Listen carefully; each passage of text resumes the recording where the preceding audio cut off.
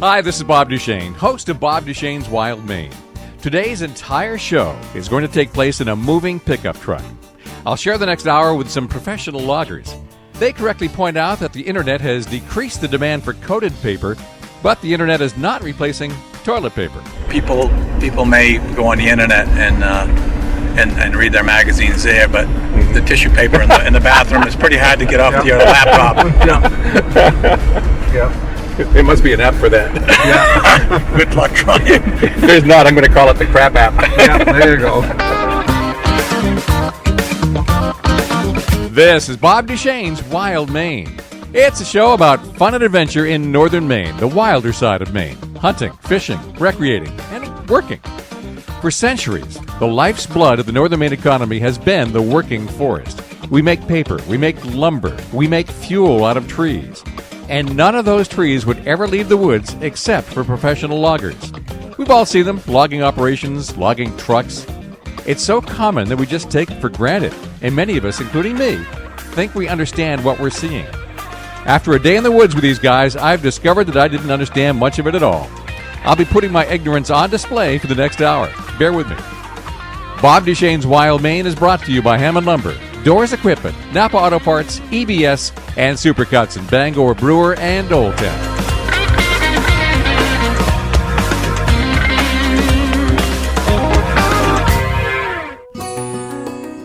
Does anybody else do this? I can't even tell you why I do it, but I always look at the door of every logging truck to see who it is, whether it's the Pelletiers up above Millinocket, or the Maddens in the Old Town area, or the Hanningtons or the Gardners. I guess I started doing it when I began spending more time in the woods. If I saw whose trucks were coming out, maybe I could figure out where the active operations were and try to avoid them. Now it's a habit. I happen to know some of the Maddens, but then so does everybody. They represent several generations of loggers in this area, and most of the family is involved in their own individual logging and trucking businesses. Scott and Madden is driving the truck today. He lives just down the road from me. Tony Madden is in the back seat. He lives in Milford. We're heading up to Lee to visit a couple of logging operations. And along the way, I'll be revealing how much I don't know. As today's show begins, we're in Milford. We have just left On the Run convenience store, and we're heading north on Route 2. I guess I'll start with there are Maddens all over the woods. How do you divide it up? We all take what we want. Yeah. We fight over it. Do you fight over it? No. We like to, but we don't. We're all related. Yeah. We all have separate contracts, different landowners, but we share a lot in common. Mm-hmm. You know, we share trucks. We loan equipment back and forth if we need to. It's been fit. We've had harvesters, trucks, loaders. You had a loader that worked up here with us for, what did he work, 4 years? Yep. 4 years, dedicated right to one of the yards that I operate. Mm-hmm. But Tony's loader was there, so it actually gives us a lot of flexibility to take on any size job. We've taken on jobs that have moved. I think we took on one job. I happened to land the job, but Tony, Randy, Steve, I think Andrew was involved in that one. That we probably moved 400 loads a week, cleaned up a whole. The downside was that we had to clean up a mill that went out of business, but we pulled that in, and so we've done. It's worked very well. The other thing that we do, Bob, is if we need a part and it's not available, we start calling around because we tend to run the same type of equipment, and we all stock a certain piece. So a lot of times we get out of a bind by getting a piece from someone else. Well, the primary reason for the show today is because every Mainer looks at a logging operation and thinks they know what logging is. You see the cutting, you see the trees being hauled away, and that's about 100% of our understanding of what logging is. There's so much more to it. So when I'm out in the woods and I see an operation going on, what should I be able to notice from that says what it is they're doing more specifically? Cutting to length, cutting tree length, what trees are they harvesting? I mean, what goes into logging? Well, usually there's a forester involved, and the forester usually writes the prescription. But if not, we've been doing it for over 30 years, so we know what we want to do also. So that's the first thing. You got to have a spec sheet for the machine, the operator that's going to cut the trees down, and that operator is the one that sets this pace for the whole job. Because the guy that runs the processor or the fellow buncher, everybody follows him. So if he goes down a trail, everybody has to come behind him. And usually it's determined by the landowner, the forester, and the contractor, whether it's going to be a whole tree operation, which is a fellow buncher, slide boom delimber, or a cut the length system.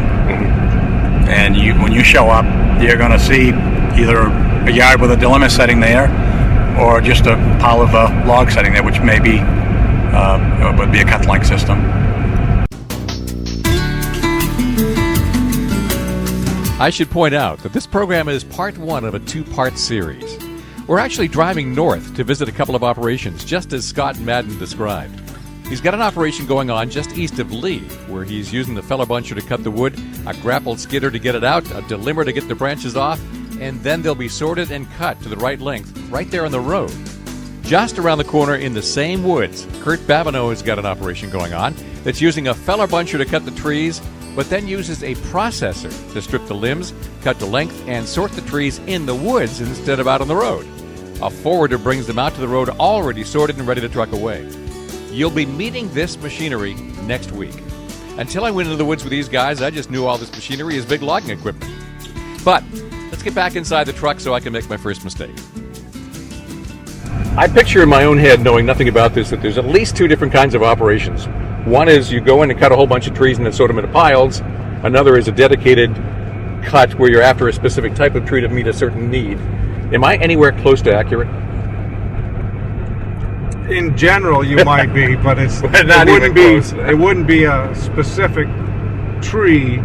You may have a targeted group of trees. You may be looking to whether you're doing a release cut where you're trying to let the small trees grow, or you're doing a shelter wood where it's all mature trees and there's no regen in it, so you're trying to let the sun go in. So it would be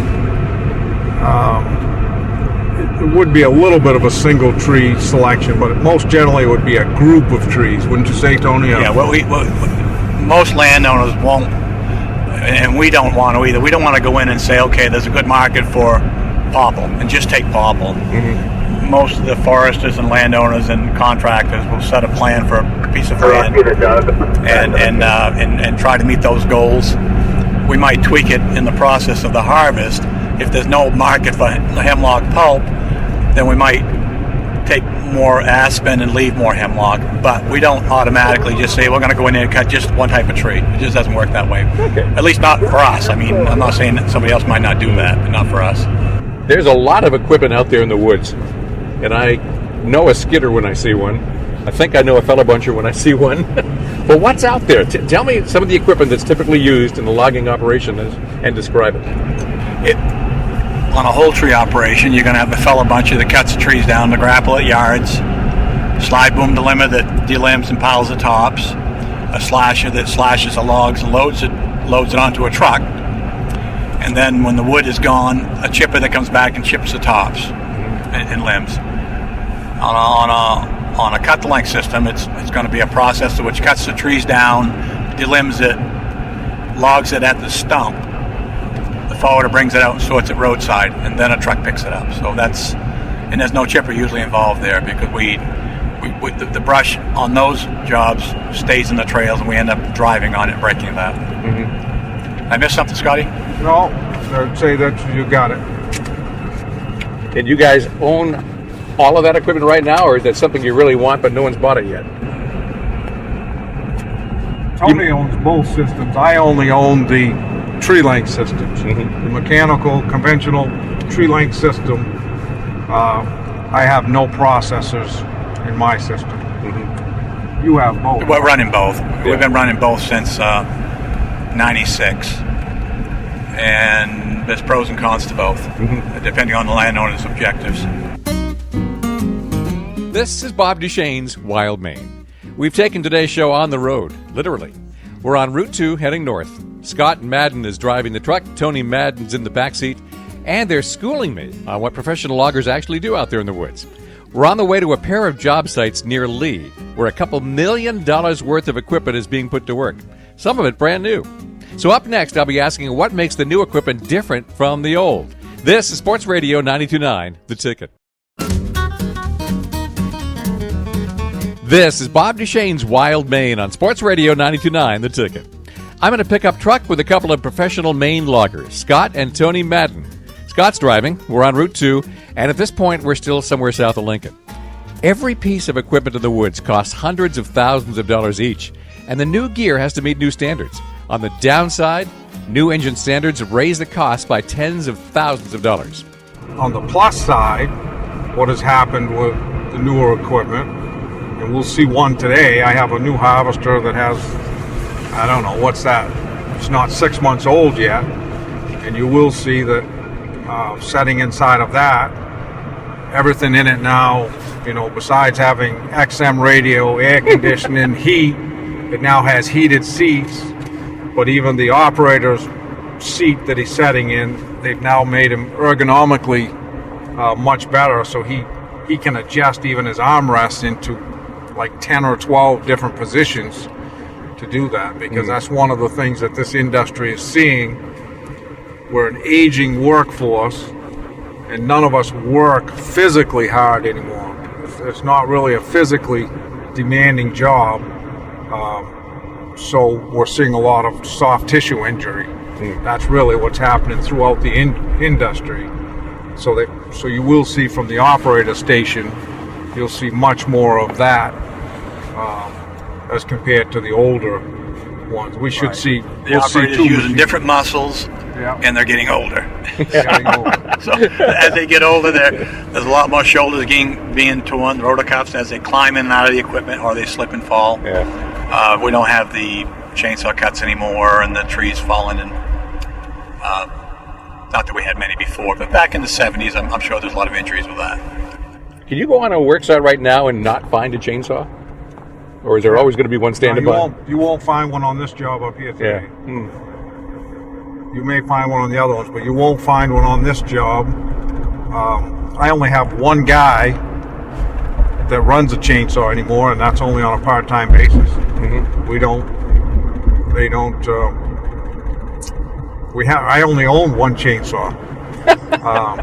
We have 30 plus employees, and the company only owns and one. You probably need that chainsaw if there's a blowdown on the road when you're going to work in the morning. Yeah, I don't even let the guys use that anymore.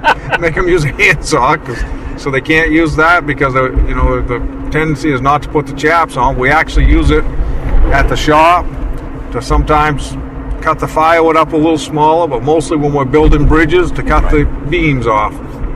For the most part, if we're in the woods and the trees are over, the guys will take a chain and pull it down or something to try to get into a piece of equipment.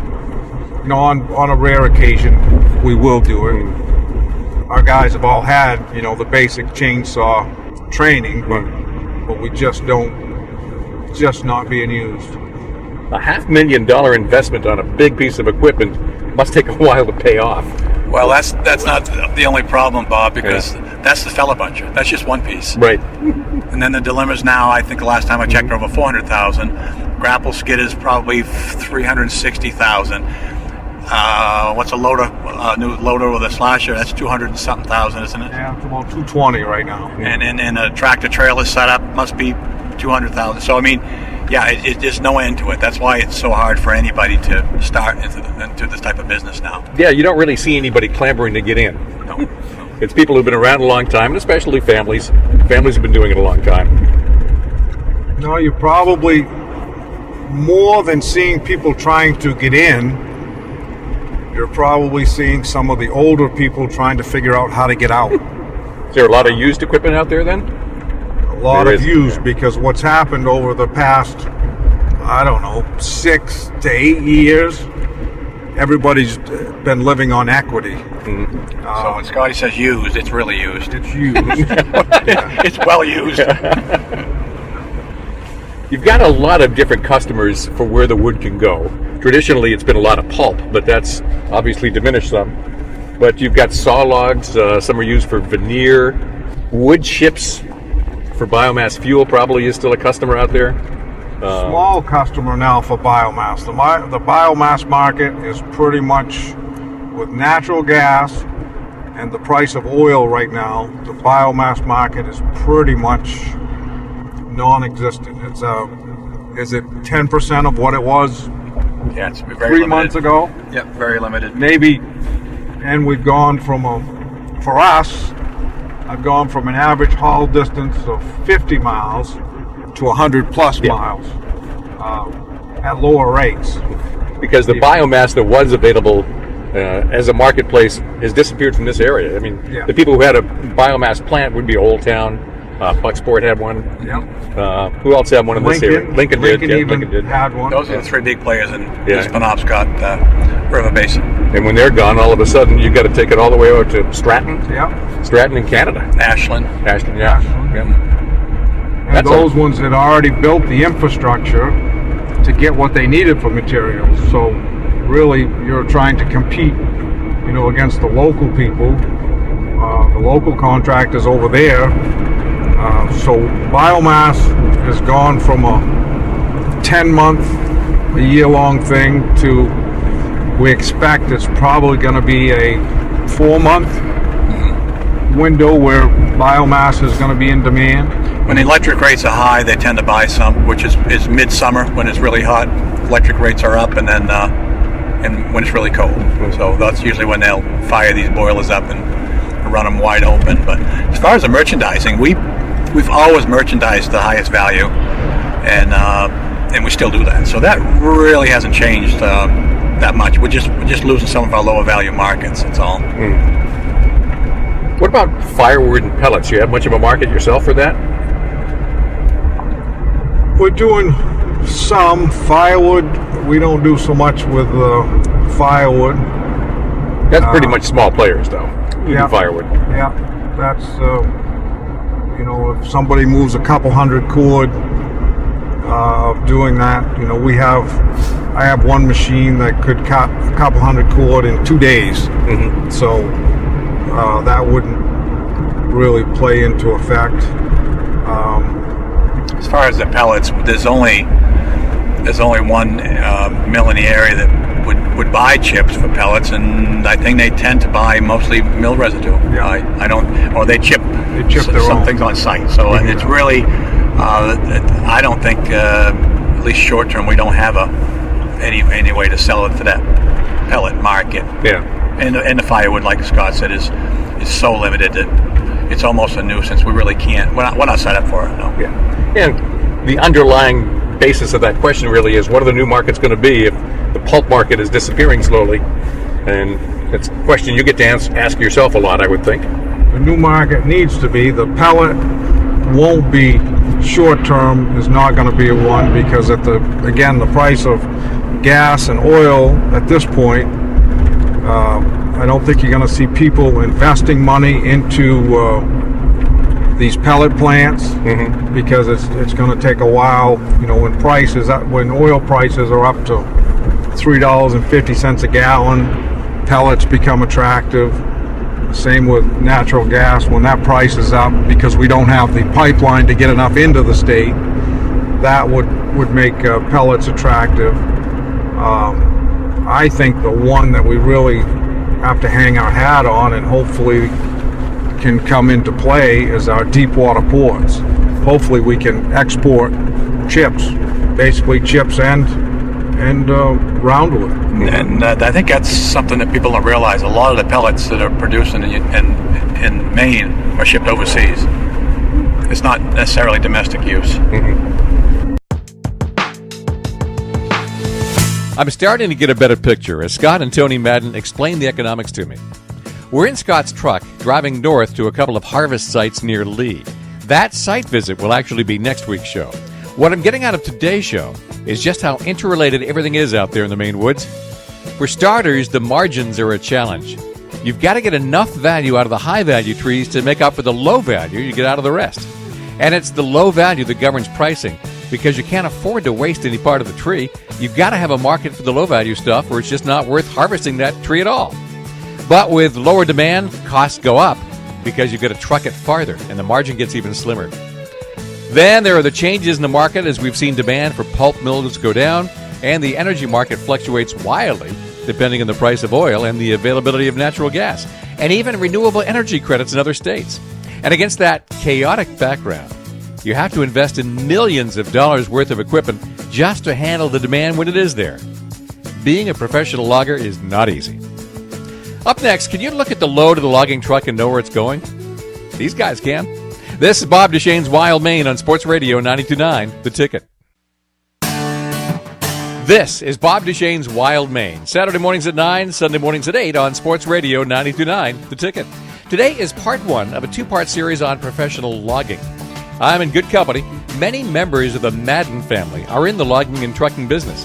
Tony Madden owns a.m.and Incorporated. He's in the back seat. Scott Madden owns Madden Timberlands. He's driving. We're on the way up to a couple of logging sites above Lincoln, just east of Lee. We'll visit their equipment and see the logging operations firsthand on next week's show. On the drive up there, the guys are correcting every misunderstanding I ever had about logging. Oh, and over the next few minutes, I'm going to try to figure out where logging trucks are going based on what they're carrying. This is not going to be pretty. When there's a pile by the side of the road, can you just look at that pile and know who cut them and where they're going? We can look at it and know where it's going. We don't know who cut it, obviously, but we can pretty much tell what areas. Yeah. At least in our area, we know where all the markets are, so we can tell where it's set up for. And the one thing you can do with the laws that we have in place is, if you were driving by and see a wood yard, you will also see a harvest notification number. Yeah. So there is a number that you can call, and you could get that information, but you wouldn't just know it from just seeing the pile of wood. I actually play a game with myself sometimes, and I'm terrible at it. I see a logging truck go by, and I wonder, okay, what kind of wood is that, and where's it going based on what is it cut the length for? What are the clues I should be looking for? Rough bark versus smooth bark. I know birch when I see it, but I can't always tell hemlock from pine just by the bark. So the lengths will give it is a pretty good giveaway. If it's cut 8 foot, it's going to J most of the time. But you can't tell the difference between softwood and hardwood. When it's standing there upright in the forest, I can tell. Yeah. When it's sitting there in the truck, I'm not as good at it as I thought I was. Yeah, I don't have any good answers for Yeah, because we look at a hardwood tree and we see a hardwood tree. The softwood tree to me looks the same. If you cut it down, take the limbs off, and put it on a truck, it almost looks the same to me. It's the bark is different. The softwood tends to be straighter. A hardwood is crooked and it has more colors to it because of the birch and the popple and the. If you're trying to tell what the value of it is, that would probably be easier to determine when you met a truck on the road and you were trying to determine the value. You could actually tell more by looking at it. Is it small? Is it crooked? Or is it long, nice, straight? And again, if you knew what spruce and the other stuff was, there is a direct correlation between its value and the size.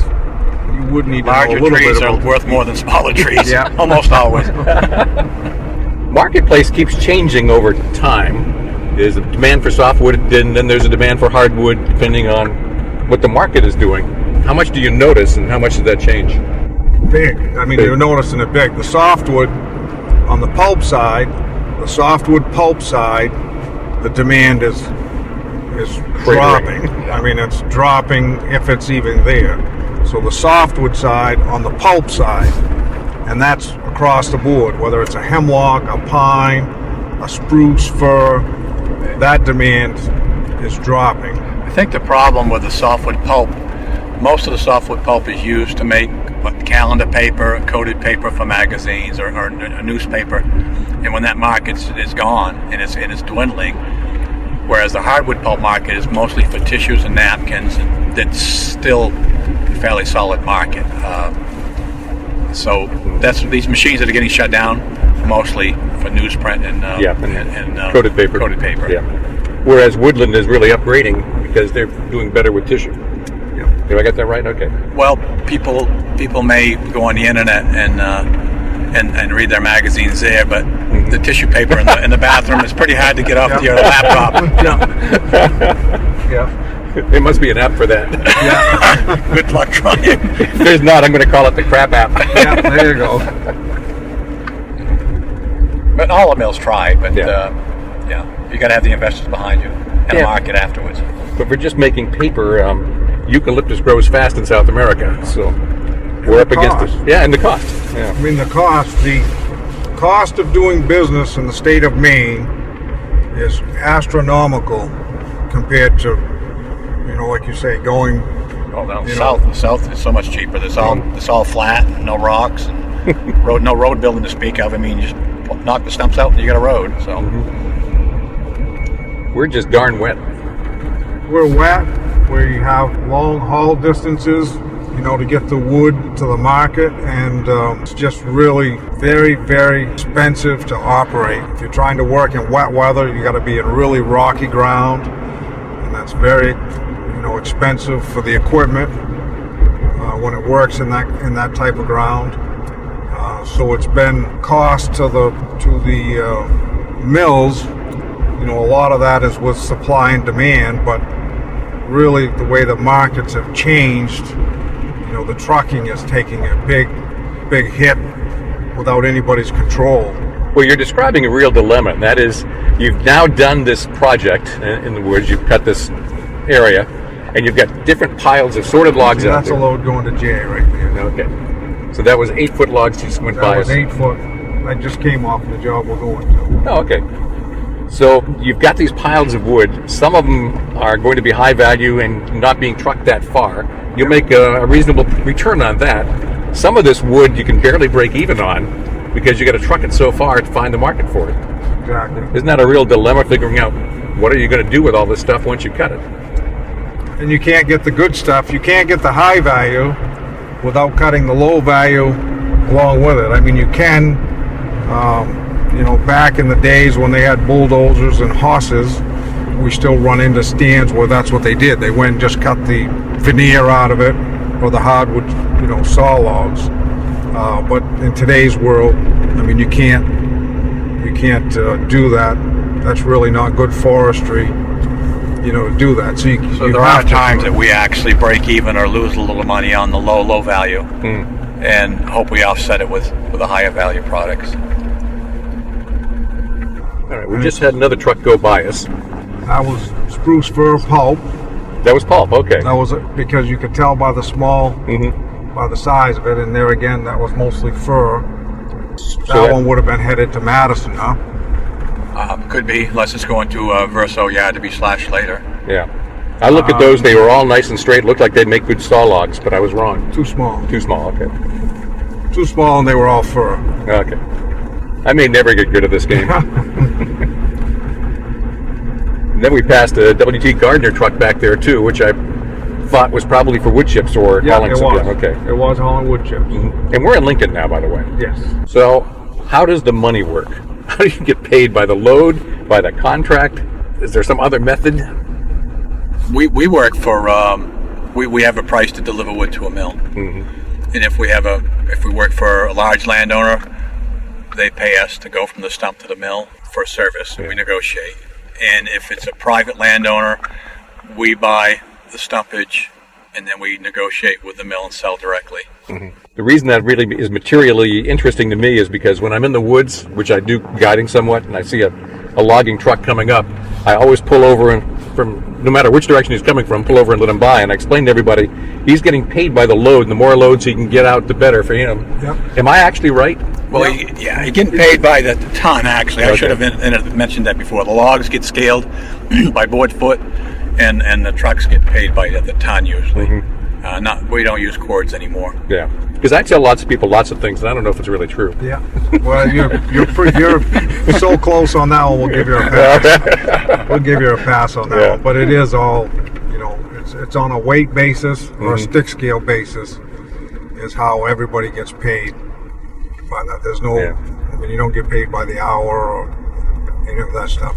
You get paid on a production basis.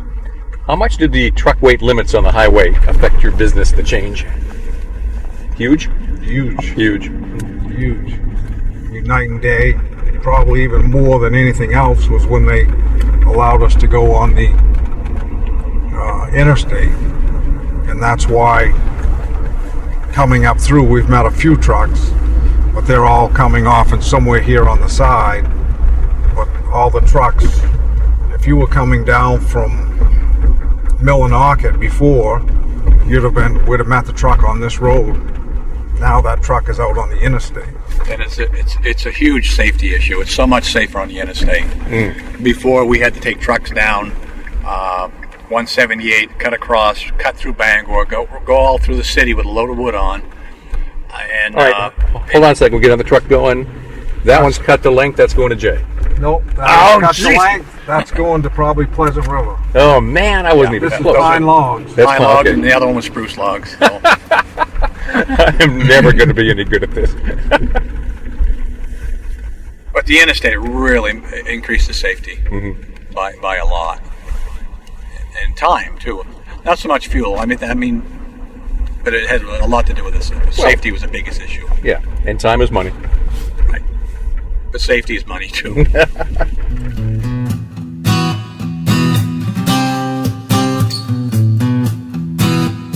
Today's episode of Bob Duchesne's Wild Maine is about logging, and so is next week's show. We're on the road to a job site above Lincoln to see what really goes on in the woods. Scott and Madden is driving, Tony Madden's in the back. They're explaining it all to me while we drive there. You've already heard many of the challenges for being a professional logger. One of the biggest is mud season. Spring and fall, what's the impact when you've got millions of dollars in equipment just idled by mud? That's next on Sports Radio 92.9, The Ticket.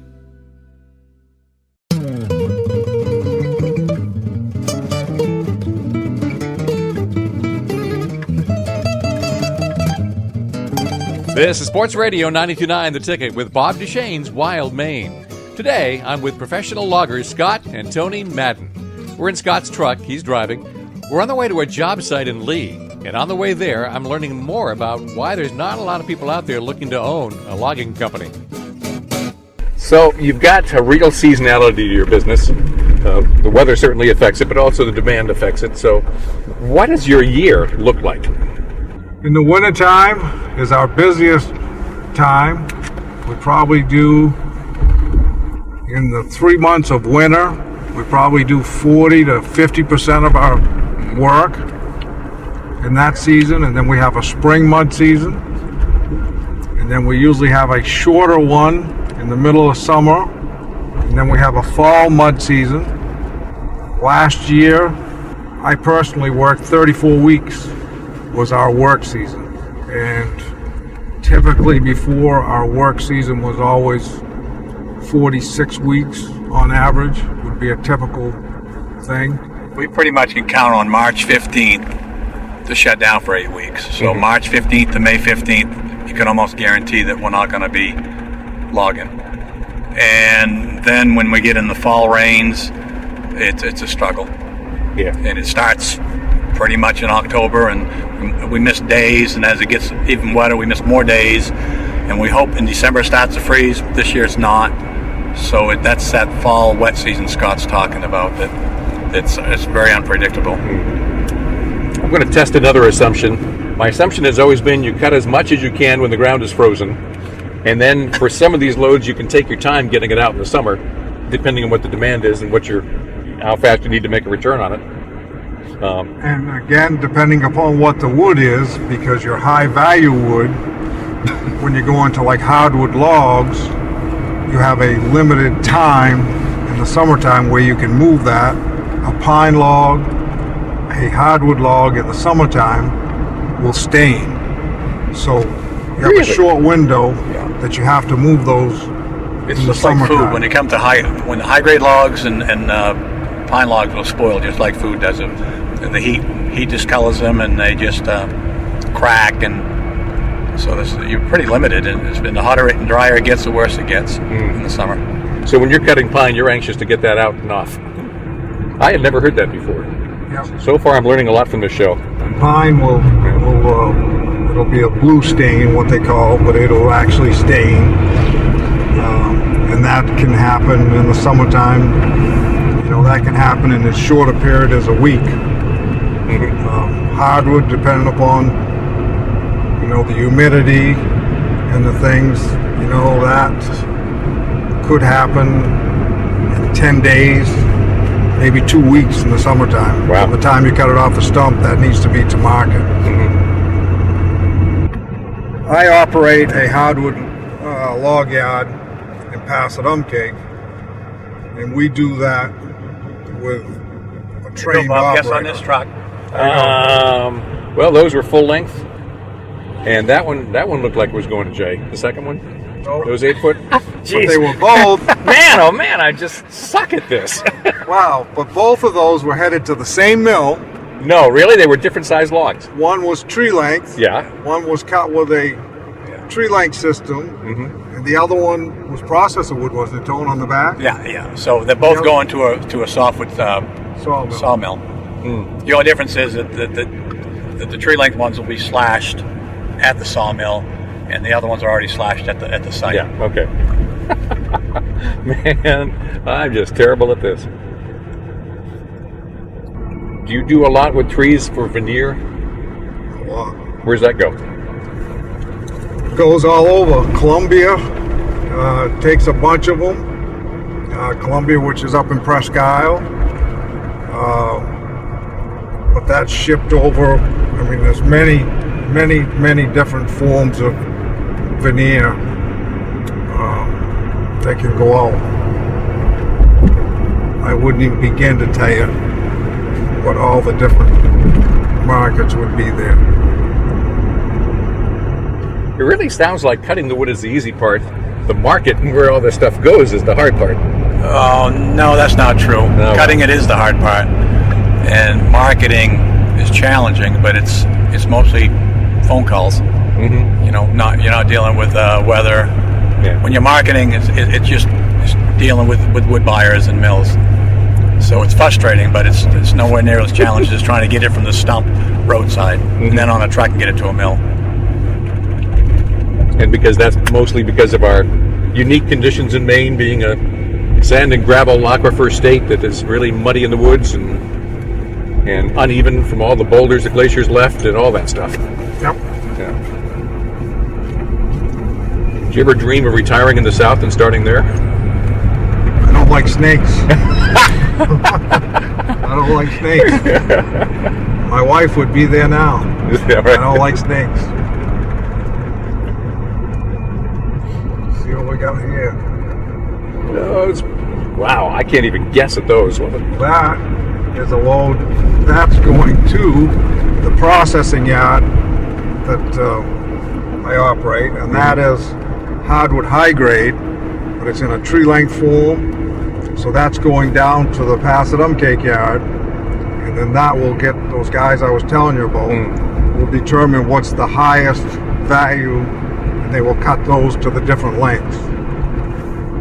What works really well about these yards that you're talking about is that the guys in the yard that Scott has are trained to get the highest value from the log. After they bring those out and they lay them out, and wood buyers actually come to this one location, like a clearinghouse, and say, okay, yeah, I want those logs. Instead of going to everybody's site and picking up 2 logs, 3 logs.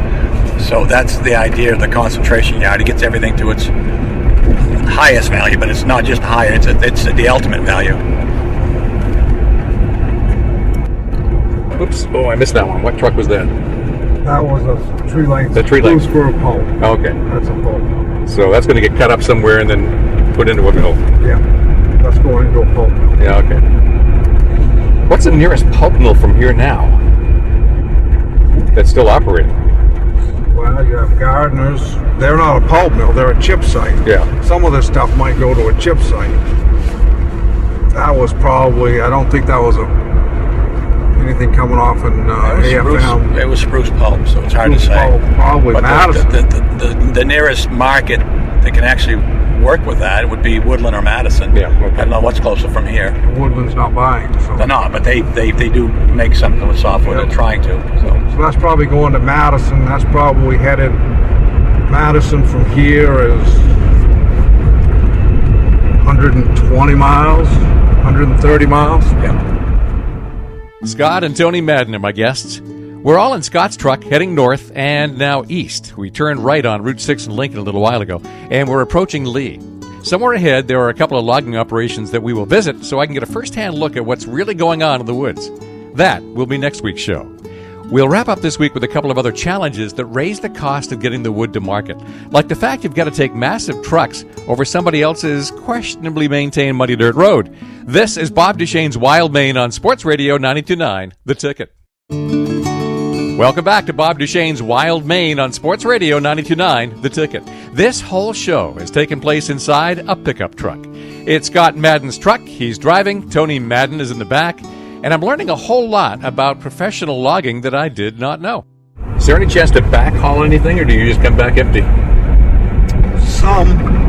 We do a fair amount of backhauling, but for the most part, the mills that are using it are located in that direction, so there's not much coming back in these other directions. Yeah, the wood basket's not necessarily where the mills are. Well, it used to be they could always be right on the river. You still need a lot of water to process stuff, but it's not a place where you have to float the logs down anymore. Well, back in the, correct me if I'm wrong, Tony, back when the mills and the landowner were the same person, I would need 30% of the trucks I have now, because the wood, a truck would make 3 to 4 trips a day, and now a good day is 2 trips. We've got some hauls where they make 1 load of wood a day. We had more options then too. We had 2 stud mills in the area that used a lot of hemlock studwood and spruce studwood, and that helped a lot. And actually, I think the landowner owned those mills too. Yeah. Another fate that's always left up to somebody else is the condition of the road, because you're doing all of your work on somebody else's road. Some roads are better than others. How much does that affect you? Well, now, are we talking public roads or No, I'm talking private roads. Private Well, roads. depending on the landowner, some landowners have some really nice gravel roads, and they maintain them, and others can't afford it. There's just not enough volume to properly gravel a road, so it has to be either frozen or used when it's dry in the summer. So does one of your drivers ever finish his run and come to you and say, jeez, that road's in bad shape? All the time. Most of the roads, I mean, because of the economy being what it is, and the roads now, and that probably started changing early 90s, but a lot of the road systems are left over from when it was the mill being the same landowner, and they, you used to go in and stump, cut a right away, stump it, and then actually haul gravel. And that's happening very little now. For the most part, all your roads are built with excavators, and you're using material that you just get on site. And that's just been forced. The economics have made that happen because you just can't afford to build roads that they were. We used to see roads. The job we're going to be on today is an IP road. This road was originally probably put back in the 50s, but you're going to see, we're going to be driving on it, and it's an actual graveled road that the gravel was all hauled in place. There's places in here where there's 3 feet of gravel on this road, so you can operate on this road anytime. But that's not typical. The landowners couldn't afford to do that. But that causes the problem for you, because that shortens the season in which you can haul. Yeah, even a lot of times we're able to cut wood, but we're not able to truck it. There's days in the summertime, where you get heavy rains and stuff, and you may only work 3 days that week because the road just isn't there. So all of those things combining is what's taken us down to a 34-week year, and that was on the cutting side. There's a lot of emphasis these days on the concept of professional loggers. It's no longer just a matter of going in and cutting the trees. There's a lot of standards you have to be aware of, like sustainability standards and stuff. So loggers need to be much better trained and have a much better understanding of what they're doing than 30, 40 years ago. We're all members of the Professional Logging Contractors of Maine, and which I think I just read where 75% of the volume of wood that's cut in the state is cut by professional loggers from this association. So we have training sessions quite often, and we always have. I mean, OSHA requires it, but the Master Logger program is another step above just being a member of the PLC. So we've always had training. So I don't think for Scott and I, nothing's really changed. We've always had a high standard of training. We're going to drop it right there and pick it up again next week. For the last hour, I have been learning the ropes from two master loggers, Scott and Tony Madden.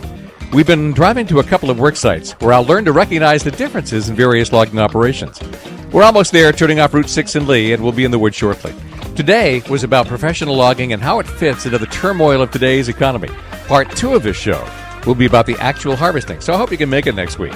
Bob Duchesne's Wild Maine is brought to you by a.m.and Lumber, Doors Equipment, Napa Auto Parts, EBS, and Supercuts in Bangor Brewer in Old Town. This show airs every Saturday morning at 9 and Sunday morning at 8, and online afterwards at 929theticket.com. Sports Radio 929 The Ticket.